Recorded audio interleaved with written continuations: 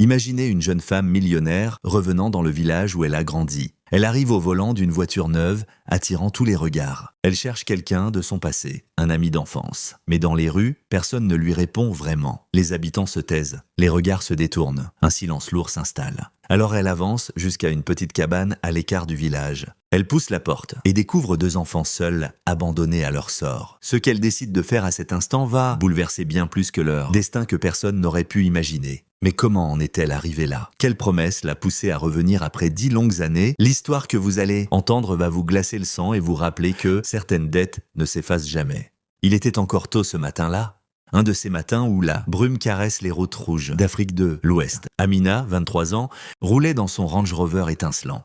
Derrière la vitre fumée, elle laissait filer le paysage familier. Mariée depuis plusieurs années, à une famille où tout respirait le commerce et les chiffres, elle avait fini par plonger dans le monde des affaires. Ses projets prospéraient comme des champs après l'hivernage. Ce matin-là, Amina sortait d'une rencontre importante à Madinani. Une négociation qui s'était déroulée comme une danse bien menée. Le contrat signé, elle rayonnait d'une satisfaction rare. Mais le destin avait déjà préparé une autre mélodie pour elle. Sur la route du retour, le véhicule traversait une plaine isolée. Au loin, un jeune berger guidait ses chèvres. Silhouette fine sous le soleil qui commençait à mordre la terre. Amina posa les yeux sur lui et soudain, le temps s'effaça. Une bouffée de souvenirs, chaude et imprévisible, la ramena quelque part. Bien avant ce mariage calculé, bien avant les chiffres et les réunions, son cœur fit un bond. Elle se pencha vers le chauffeur, un vieil homme qu'elle appelait affectueusement « Oncle Mamadou ». Fidèle conducteur depuis le jour des noces, arrête la voiture tout de suite. Nous devons changer de route. Le moteur gronda puis se tut dans un nuage de poussière. Mamadou la regarda interloqué. « Dites-moi seulement où, ma fille ?» Amina inspira profondément, les yeux toujours rivés sur l'horizon. « Vers Bandioro, le village là-bas. À peine une demi-heure d'ici. » Mamadou écarquilla les yeux. Depuis toutes ces années, jamais elle n'avait prononcé ce nom. Pas une fois. Quel secret pouvait bien se cacher derrière cette soudaine destination? Il sentit une inquiétude sourde le frôler, mais tourna le volant sans poser d'autres questions. La route s'étira, serpentant entre les champs vides. Amina s'abandonnait à ses pensées, un sourire inattendu glissant sur ses lèvres. Mamadou, intrigué, jeta un coup d'œil dans le rétroviseur. Ce sourire portait une lueur de souvenirs anciens. Il ne put se retenir plus longtemps. « Ma patronne, pardonnez ma curiosité, mais qu'y a-t-il à Bandioro? Pourquoi ce village aujourd'hui? Et pourquoi ce sourire qui vous échappe ?» Amina tourna la tête, le regard brillant d'une lumière ancienne.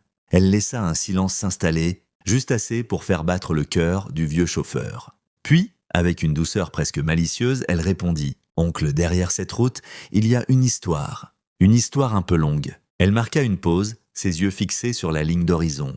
Et peut-être que c'est le moment de la raconter. Amina prit une inspiration lente, comme si elle ouvrait une porte qu'elle n'avait pas franchie depuis des années. Mamadou hocha la tête, les mains bien ancrées sur le volant. « Il y a 10 ans, commença-t-elle, j'avais 13 ans. À cette époque, mes parents vivaient en ville. Mais chaque saison sèche, on me laissait passer les vacances chez ma grand-mère, dans un petit village au bord de la savane. J'adorais cet endroit. La poussière rouge, l'odeur du feu de bois, la liberté de courir pieds nus. Elle esquissa un sourire, déjà emporté par les images. Là-bas, je jouais souvent avec mon cousin Ibrahim.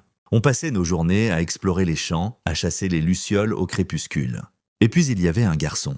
Sa voix se fit presque un chuchotement. Il s'appelait Moussa, il gardait des chèvres. Un gamin mince, toujours couvert de poussière, mais avec un regard qui brillait comme s'il connaissait déjà tous les secrets du vent. Chaque après-midi, Ibrahim, Moussa et moi, on se retrouvait près des manguiers. Là, il n'y avait ni riche ni pauvre, juste des rires qui se mêlaient au chant des criquets. Nous étions libres, jusqu'à ce jour. Son visage s'assombrit légèrement. Ce jour-là, alors qu'on jouait à cache-cache près des hautes herbes, ma boucle d'oreille s'est détachée. Un petit bijou en or, un cadeau de mon père pour mes 12 ans. C'était plus qu'un bijou. C'était la preuve qu'il pensait à moi, même loin de la ville. Quand j'ai senti qu'elle avait disparu, j'ai paniqué. On a fouillé partout. Ibrahim retournait les herbes hautes. Moussa scrutait la terre sèche. Mais rien. Le temps s'étirait et je sentais les larmes monter, brûlantes, prêtes à jaillir. À la fin, je me suis mise à pleurer comme une petite fille perdue. Elle laissa flotter ses mots comme une confession suspendue entre passé et présent. Moussa s'est approché. Il m'a dit « Ne pleure pas, on trouvera une solution ».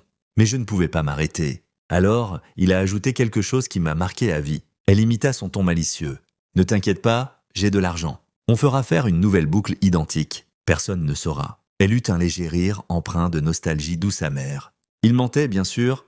Moussa n'avait pas un sou. Mais à ce moment-là, je l'ai cru. parce que dans sa voix, il y avait une promesse. Pas celle d'un bijou, mais celle qu'il serait là, quoi qu'il arrive. Dans le rétroviseur, Mamadou aperçut un éclat d'émotion dans ses yeux.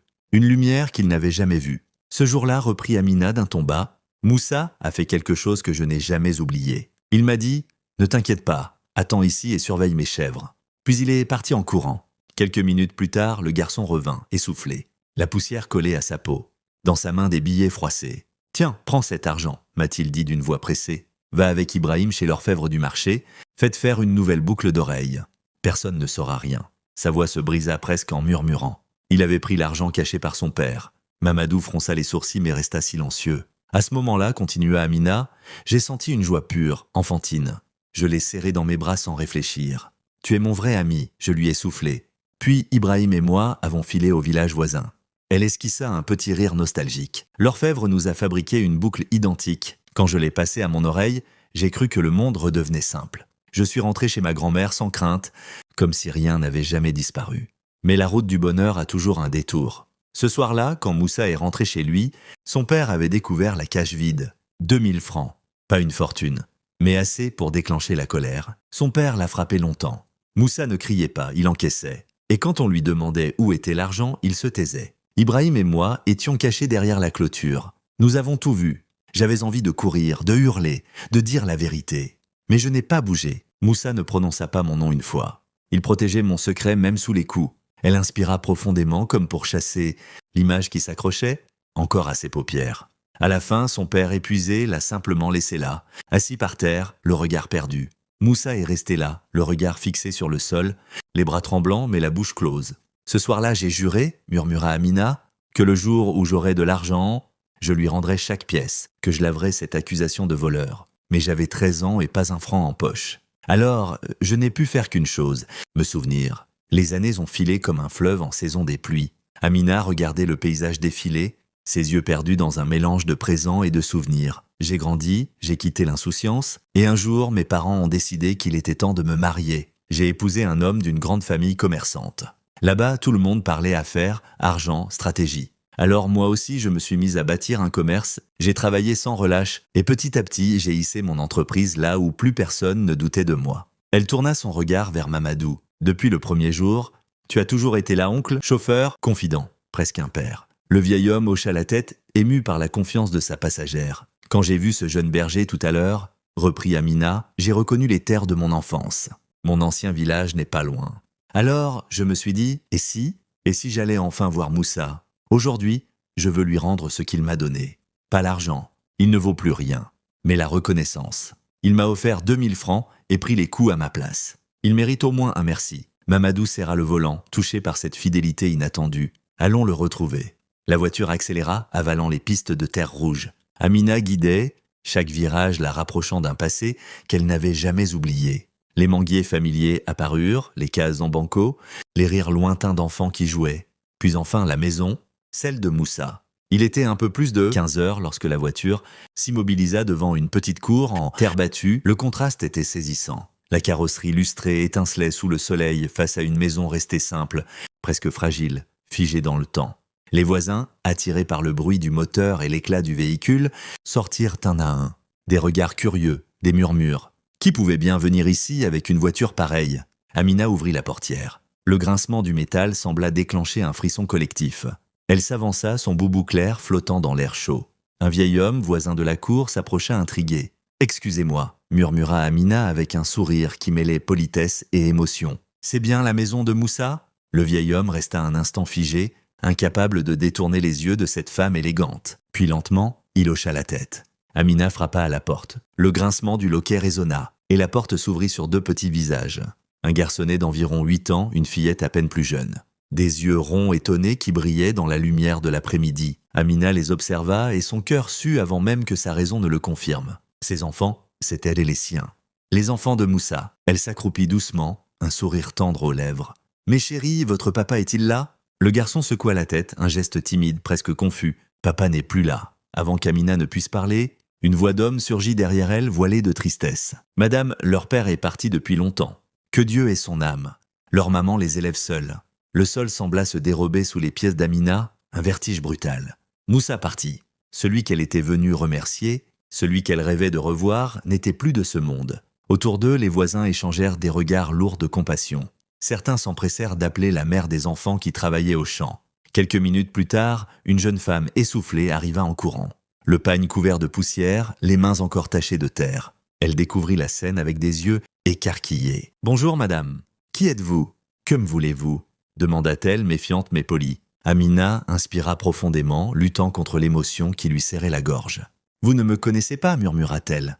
Mais votre mari, lui, il me connaissait bien. » La femme fronça les sourcils intriguée. « Jadis, reprit Amina d'une voix posée, je venais ici, enfant, passer mes vacances chez ma grand-mère. Votre mari Moussa jouait avec nous. » Elle marqua un silence, la voix tremblante. « C'était un ami, un vrai. Un jour, j'ai perdu une boucle d'oreille en or. Votre mari m'a donné de l'argent pour la remplacer. 2000 francs. C'était une fortune pour lui. Et il a reçu les coups de son père à ma place, sans jamais prononcer mon nom. Les mots tombèrent dans la cour comme des pierres dans un puits.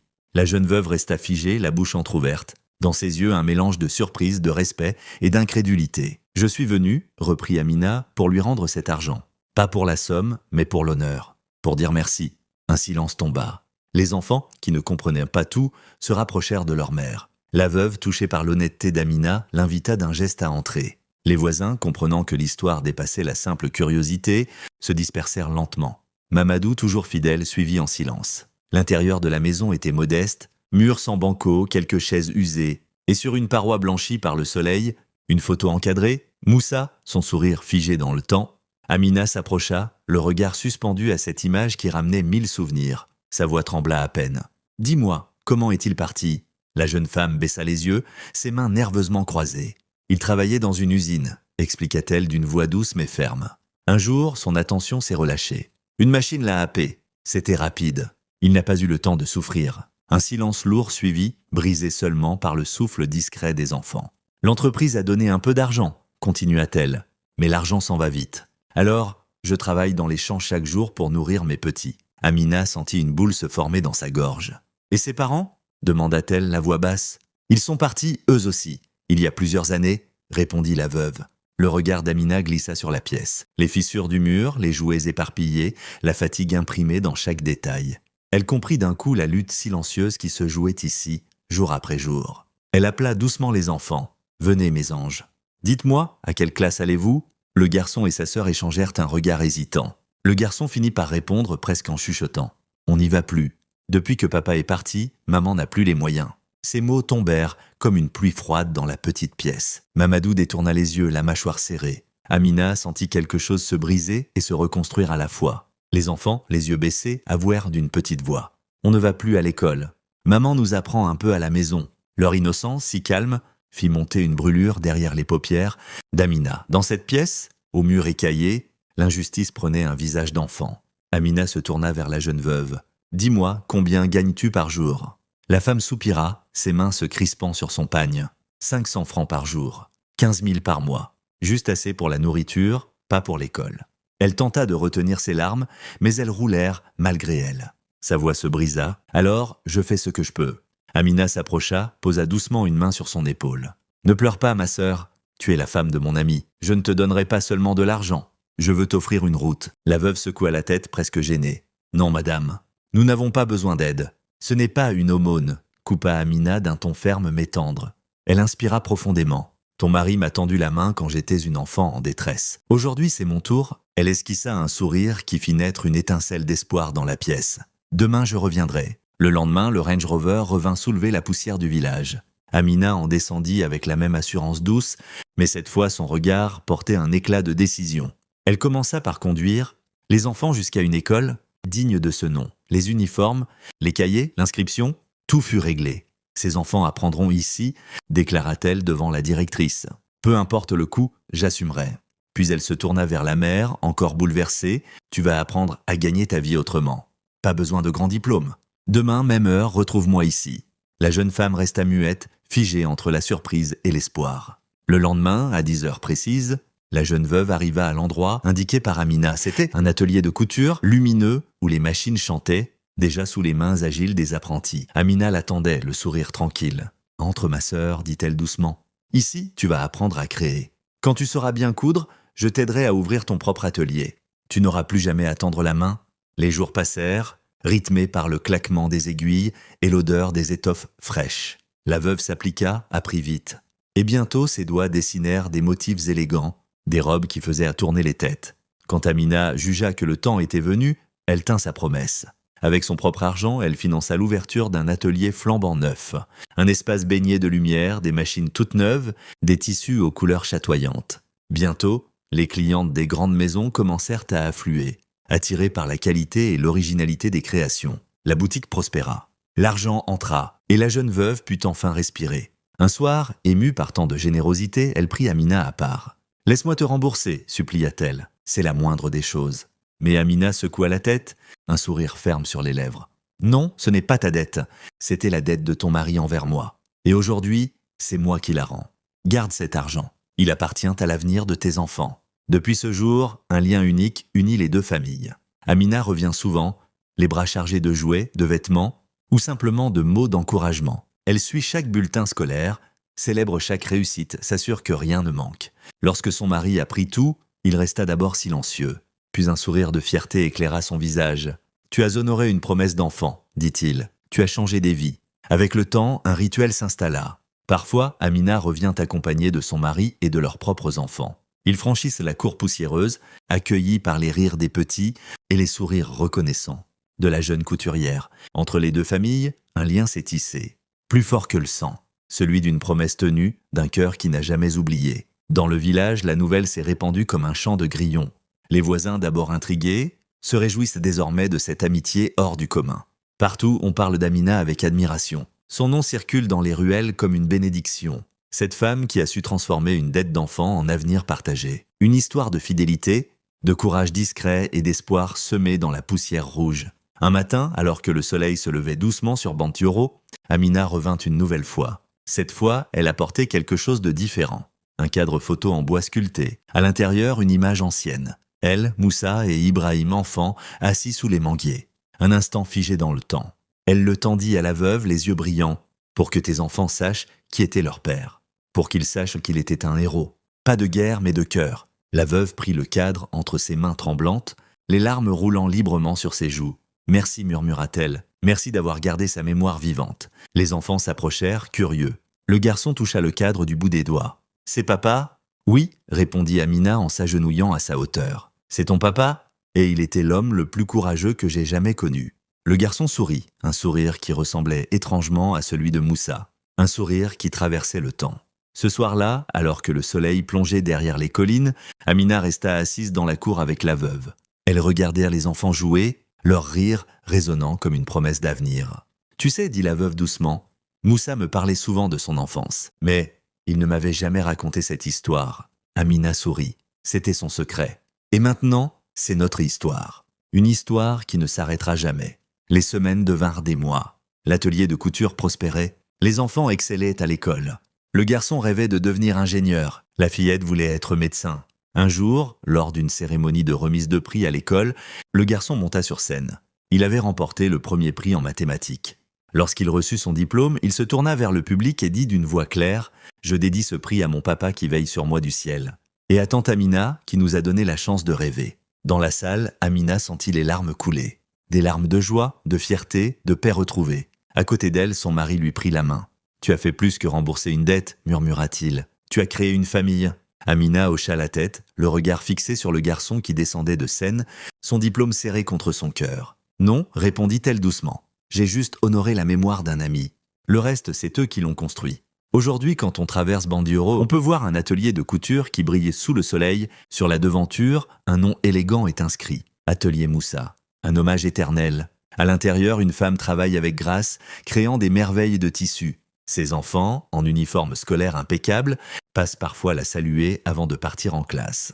Et de temps en temps, un Range Rover étincelant s'arrête devant la porte. Une femme en descend, les bras chargés de cadeaux et de sourires. Les enfants courent vers elle en criant « Tante Amina ». Dans le village, les anciens racontent cette histoire aux jeunes. L'histoire d'une promesse faite à 13 ans. Une promesse qui a traversé 10 années. La richesse, le mariage, la distance. Une promesse qui a changé des vies. Ils racontent comment une simple boucle d'oreille en or est devenue le symbole d'une amitié éternelle. Comment 2000 francs se sont transformés en un avenir entier. Et ils concluent toujours de la même manière. Voyez-vous, Un simple geste peut traverser les années. Il peut changer un destin et faire germer des lendemains meilleurs, parce que la vraie richesse ne se mesure pas en argent, mais en cœur. Et Amina, elle avait les deux. Une histoire qui rappelle que certaines promesses ne meurent jamais, qu'un ami véritable reste gravé dans le cœur pour toujours. Et que parfois, la plus belle façon de dire merci, c'est de transformer une vie. Peut-être, en écoutant cette histoire, sentirez-vous comme moi cette petite étincelle, celle qui rappelle qu'un simple geste d'amitié peut devenir un héritage, que la loyauté traverse le temps, et que l'amour, sous toutes ses formes, finit toujours par trouver son chemin.